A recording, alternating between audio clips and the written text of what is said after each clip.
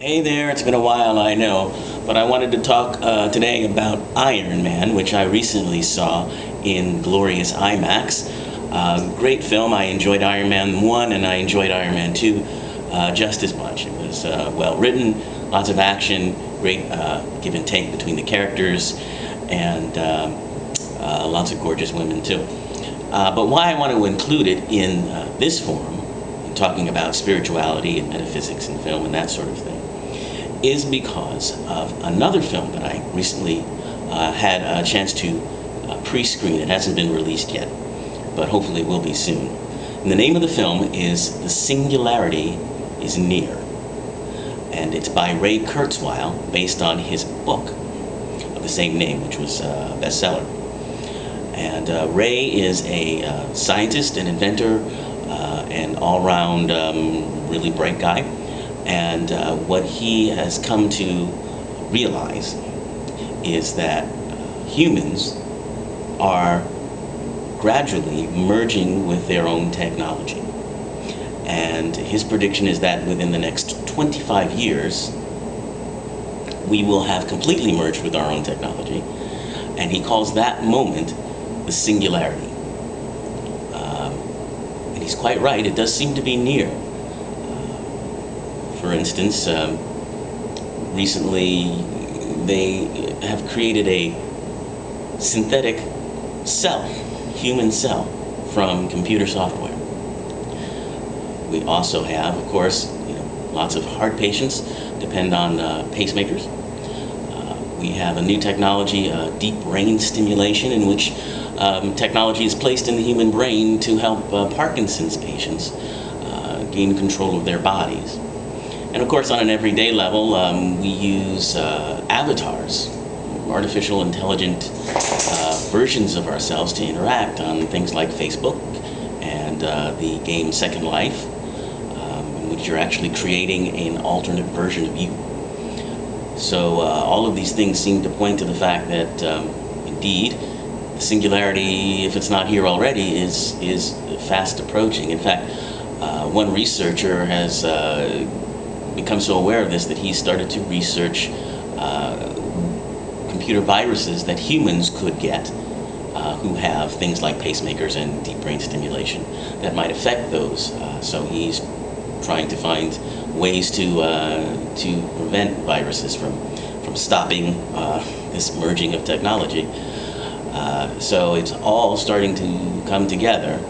And so that brings me back to Iron Man, because one of the big themes in Iron Man is the idea of better living through technology, that technology can help and heal and give humans a better world. And this philosophy is given to Tony Stark, who is Iron Man, by his father, who creates Stark Industries, the industry that has made him his fortune and is responsible for the creation of the Iron Man suit. And he's accepted this philosophy, quite obviously. Now, what's different about Iron Man? Because I believe it represents a shift in our belief about technology and how we relate to technology. And I think that's what's resonating with people. What's different about Iron Man is that in the past, previously, in films, when you had a situation like that, where the philosophy of better living through technology is spouted by one of the characters, you can expect that that character will have to eat his or her own words as the technology turns against humans and all hell breaks loose. I mean, I'm sure that over the past 25, 30 years, you can think of half a dozen or more films in which that scenario takes place. Anything from Blade Runner to the Terminator films, or even the 70s film, The Forbin Project. Always about computers or technology turning against ourselves. But Iron Man represents a strong shift away from this kind of techno-fear.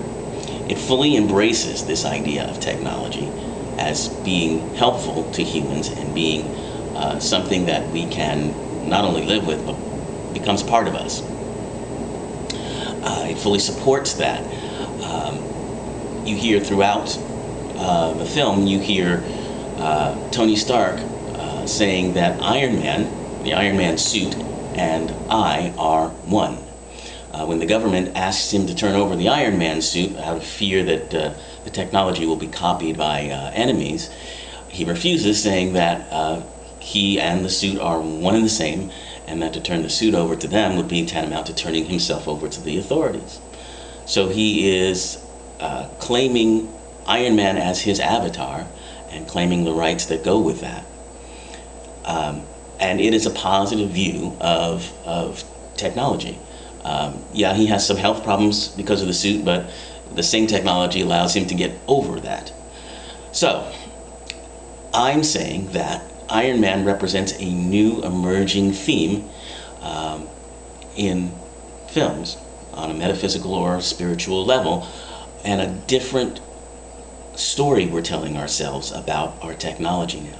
And I think it's coming because we have a more intimate relationship with our technology. I'm talking to a digital camera right now. We go on Facebook and think nothing of interacting with each other via a complex series of technology. We have technology in our hearts, pacemakers, in our brains, the DBS that I mentioned.